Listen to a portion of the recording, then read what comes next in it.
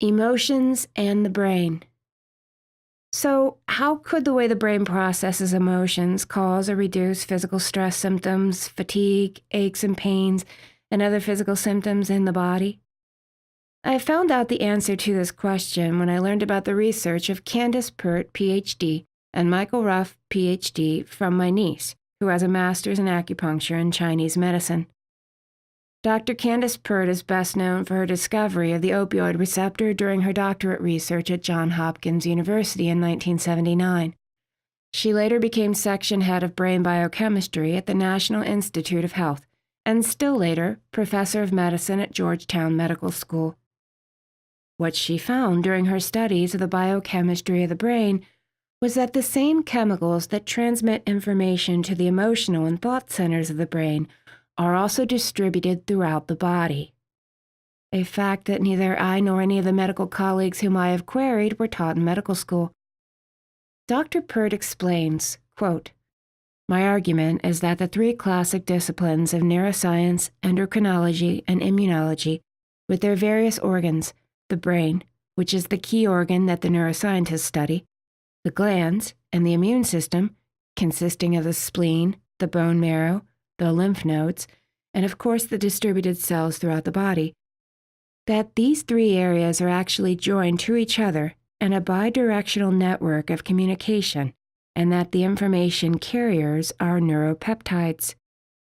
There are well-studied physiological substrates showing that communication exists in both directions for every single one of these areas and their organs." End quote. Candace Pert, Ph.D.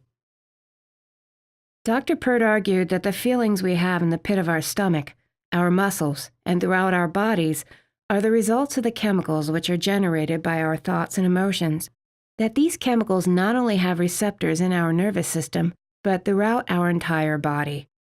In her own words, quote, "The last point I am going to make about the neuropeptides is an astounding one, I think.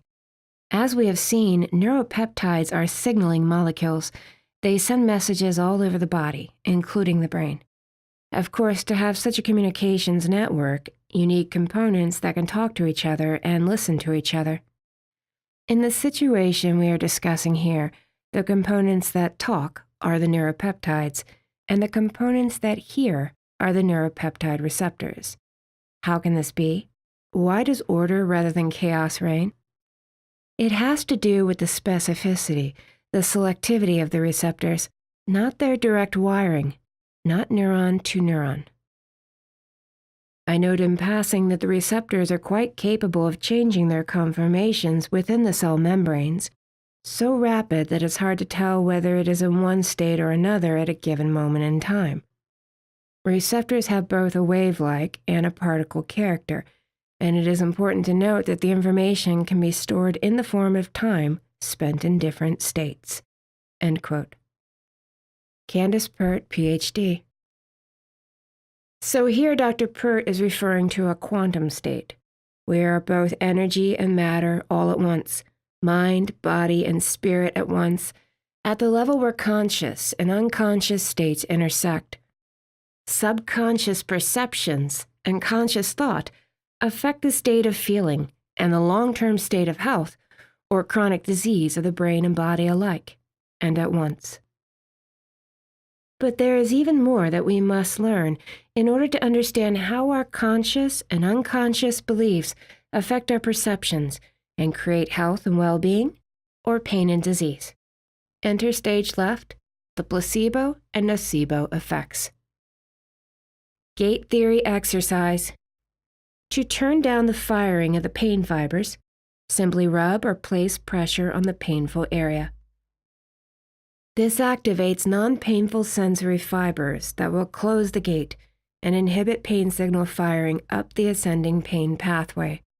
A TENS unit, transcutaneous electrical nerve stimulation unit, works by the same gate theory mechanism. Heart math freeze frame exercise. 1. Recognize or become aware that you are in an emotional state of anger, fear, panic, anxiety, stress. Freeze the frame.